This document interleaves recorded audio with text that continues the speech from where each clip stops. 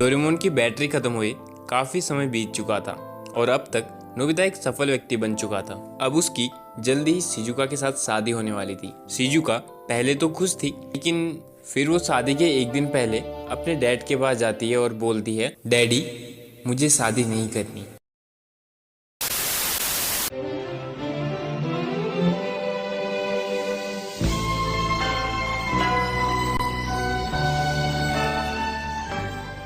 जब Doraemon Nobita की life से जा चुका था तो काफी समय तक नोबिता अकेले रह के मेहनत करता रहा, जिस वजह से वो टॉपर बन चुका था। लेकिन जैसे जैसे नोबिता की उम्र बढ़ी, उसको अपने दोस्तों की कीमत भी समझ आने लगी।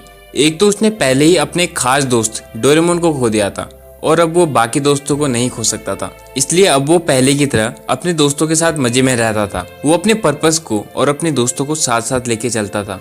और जैसा अक्सर कुछ चीज़ें हमारे बिहेवियर में ही होती हैं, इस वजह से वो अक्सर लापरवाही भी करता रहता था। समय बीतते रहा और ऐसे ही अब समय आ चुका था नोबिता की शादी का।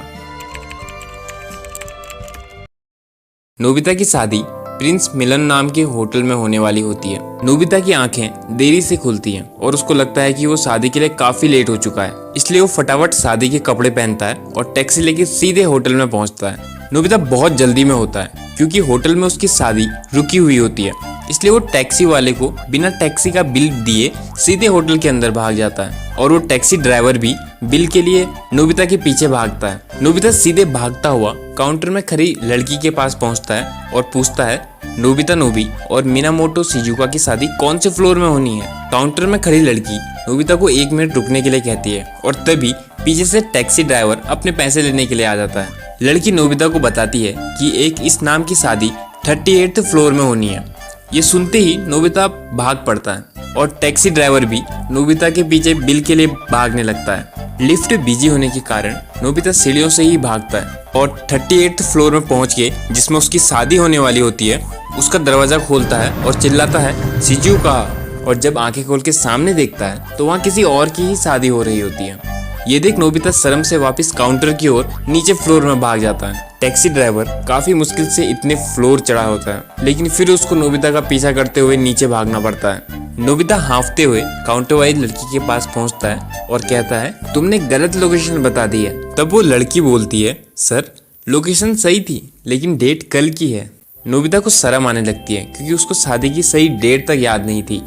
तभी टैक्सी ड्राइवर भी थक हार कर नोबिता के पास पहुंच जाता है और अपने पैसे मांगने लगता है। उसी सेम होटल के एक रूम में शिजुका, उसकी मॉम और उसके डैड भी रुके हुए होते हैं। शिजुका शादी के आउटफिट्स पहन के तैयार होके अपने मॉम और डैड को दिखा रही होती है क्योंकि अगले दिन उसकी नोबिता के साथ शादी होने वाली होती है। शिजुका के डैड कहीं ना कहीं थोड़े उदास थे कि क्या नोबिता उनकी बेटी का ख्याल रख पाएगा या नहीं। ड्रेस ट्राई करने के बाद वो लोग नीचे पहुंच के जाने लगते हैं और तभी वो काउंटर की साइड से शोर सुनते हैं। टैक्सी ड्राइवर नोबिता से पैसे मांग रहा होता है, लेकिन नोबिता अपना पर्स घर में ही भूल गया होता है। शिजुका नोबिता के पास आती है और मैटर पूछती है। तब नोबिता बताता है कि वो अपना पर्स घर पे ही भूल चुका है और उसको टैक्सी ड्राइवर को पैसे देने हैं।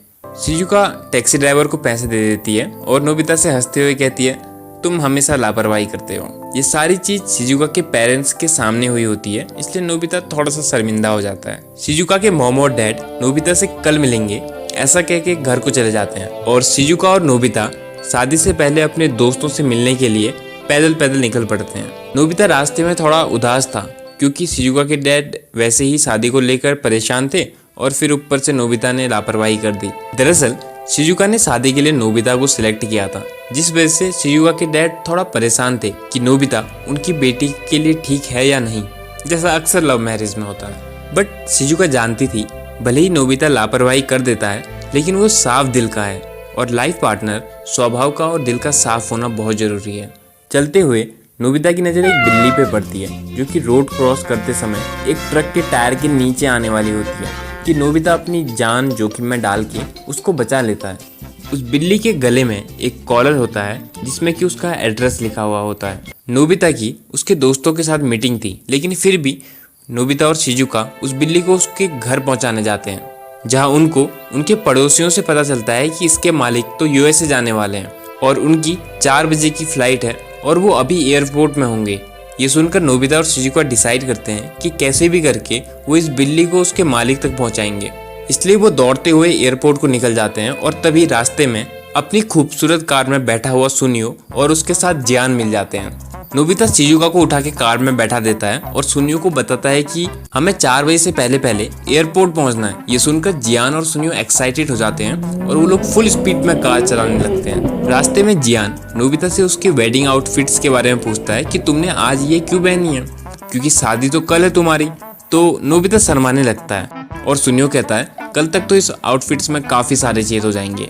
और जियान नोबिता को चिढ़ाते हुए कहता है नोबिता को शादी की ज्यादा ही जल्दी है और वे सब हंसने लगते हैं। सुनियो फुल स्पीड में कार भगाने लगता है और वो लोग एयरपोर्ट के बहुत क्लोज ही होते हैं कि कार की बैटरी खत्म हो जाती है। पहले तो वो धक्का लगाते हैं, लेकिन फिर जियान सुनियो नोबिता और शिजुका से पैदल जाने के लिए कहते हैं क्योंकि ज्यादा समय नहीं बचा होता है। लेकिन जब तक नोबिता और शिजुका वहां पहुंचते हैं तब तक 4 बज गए होते हैं और उनके सामने से फ्लाइट जा चुकी होती है और नोबिता और शिजुका दुखी और इमोशनल हो जाते हैं। तभी कैट बगल वाले साइड में चले जाती है जहां उसके मालिक थे। दरअसल उनकी फ्लाइट 5 बजे की थी और वो कैट को देख के बहुत ज्यादा खुश हो जाते हैं। वो कैट एक छोटी बच्ची की थी और वो बच्ची खुशी से अपनी कैट को अपने डैड को दिखाती है।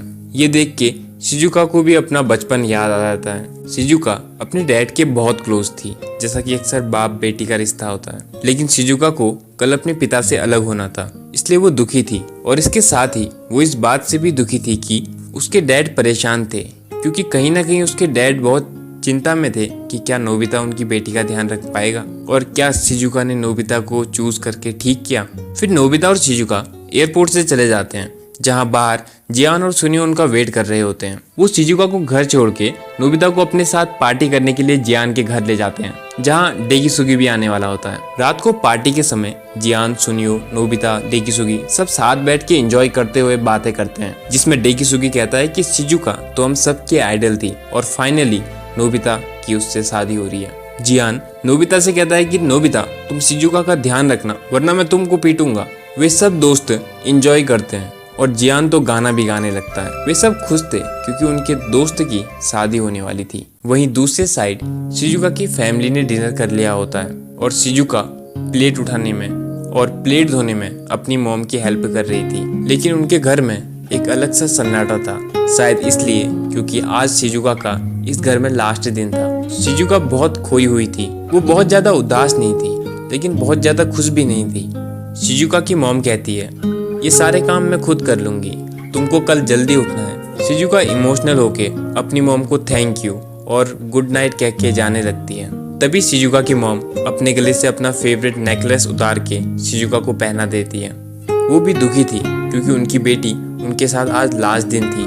वो शिजुका से कहती है कि अपने डैड को गुड नाइट कह के रेस्ट करो। शिजुका अपने डैड के पास जाती है और गुड नाइट कहती है और उसके डैड भी गुड नाइट कहते हैं। लेकिन शिजुका कुछ टाइम चुप हो जाती है क्योंकि उसको अपने डैड से कुछ कहना था, कुछ बात करनी थी, कुछ आखिरी समय बिताना था, लेकिन वो कह नहीं पाती और वापस चले जाती है। वो जैसे ही अपने डैड के रूम का डोर बंद करती है वो खुद को रोक नहीं पाती और इमोशनल हो जाती है और वो अपने डैड के पास रोते हुए जाती है और कहती है डैडी मुझे शादी नहीं करनी, आप मेरे बिना अकेले हो जाओगे, मैं आपको छोड़ नहीं सकती और ना ही मैं आपको छोड़ के जा सकती हूँ। मैंने अपनी पूरी लाइफ एक बिगड़ैल बच्ची की तरह व्यवहार किया और मैं पूरी तरह आप पे डिपेंड थी। मैंने आपके लिए और मॉम के लिए कभी कुछ नहीं किया, ये सही नहीं है। शिजुका के डैड बोलते हैं शिजुका तुम हमारे लिए बहुत से तोहफे लेके आई हो। सबसे पहला तोहफा जब तुम पैदा हुई थी, तुम्हारा रोना बहुत खूबसूरत और मासूम था। जब मैं हॉस्पिटल से निकला था तब आकाश में तारे ही तारे थे,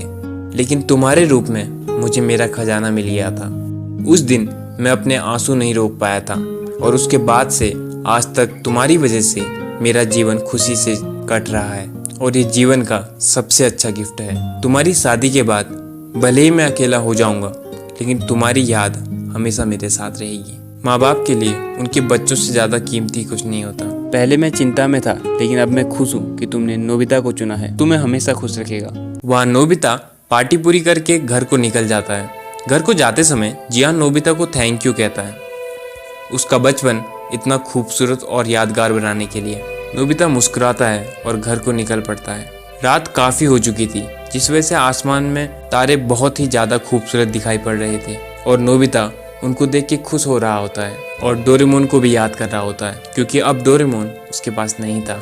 नोबिता को रास्ते में उसके टीचर मिलते हैं। वो नोबिता की तरक्की से काफी ज्यादा खुश थे। नोबिता उनके साथ कुछ देर शांति से आसमान के नीचे खड़ा रहता है। टीचर ठंडे से कांप रहे थे, इसलिए नोबिता अपनी जैकेट उनको उड़ा देता है और उनको कल शादी में बुलाता है और वहाँ से चला जाता है। नोबिता को जाते देख टीचर मुस्कुराते हुए बोलते हैं, नोबिता कल लेट मत होना।